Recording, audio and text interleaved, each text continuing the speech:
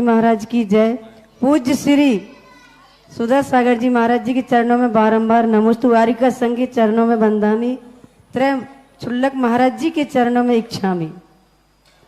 पूज्य श्री सागर का चतुर्मास तो सानंद संपन्न हो गया और आज सारे चतुर्मास का रिकॉर्ड सागर के चतुर्मास ने तोड़ दिया।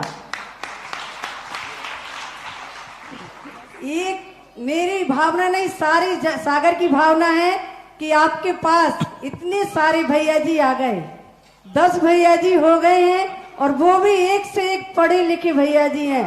तो क्यों ना सागर में ही इनकी दिगंबर दीक्षा हो। हम अपनी आंखों से सागर का इतिहास और ज्यादा देखना चाहते हैं।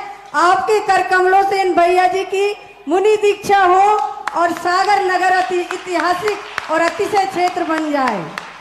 अब पूज्य श्री मेरी भावना है कि सम्मेर शिखर जी की वंदना करने जाते हैं, बड़े भावों से जाते हैं। तो सम्मेर शिखर जी की जो टोंके बनी है, वो टोंक किसने निश्चित की है कि यहाँ से आदिनाथ भगवान मोक्ष गए, यहाँ से पारसनाथ भगवान मोक्ष गए, यहाँ से चंदा प्रभु भगवान मोक्ष गए। ऐसे 24 तीर्थंकर भगवान कहाँ कहाँ से मोक्ष गए। कौन था उनके सामने जो सारी चरण पादुकाएं बना दी और निश्चित कर दिया कि यहाँ से ऊपर देखो तो भगवान वहीं के वहीं विराजमान है। पूज्य मेरी शंका का समाधान करें पूज्य श्री।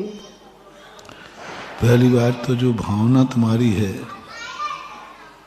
वो भावना के साथ स्थान को छोड़कर बाकी मैं भी तुम्हारी भावना में शामिल हूं।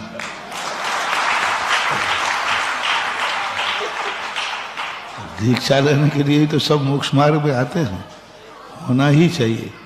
अब स्थान की बात और समय की बात है, इस संबंध में सारी चीजें विचारनी होती हैं, क्योंकि परम दिगंबर मुद्रा है।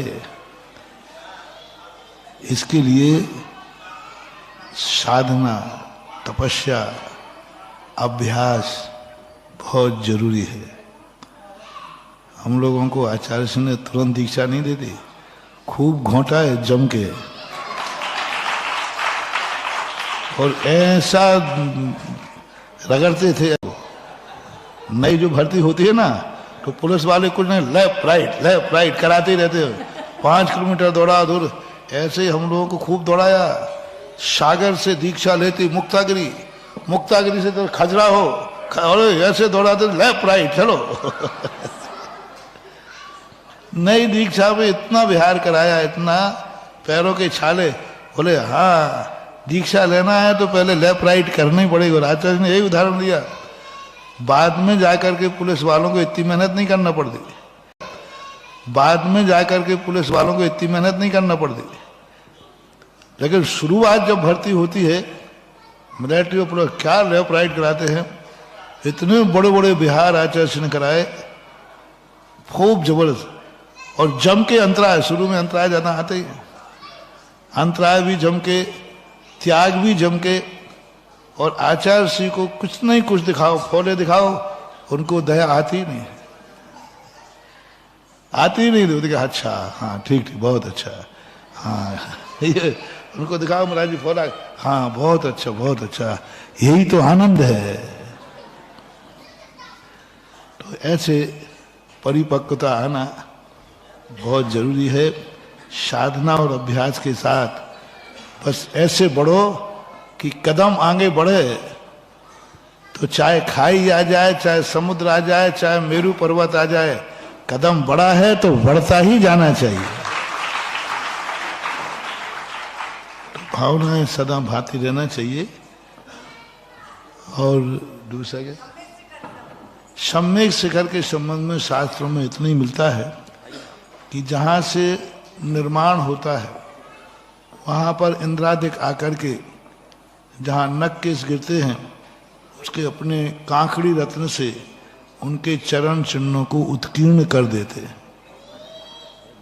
ऐसा कुछ प्रथमान युग के ग्रंथों में प्रकीर्णक रूप से मिलता है।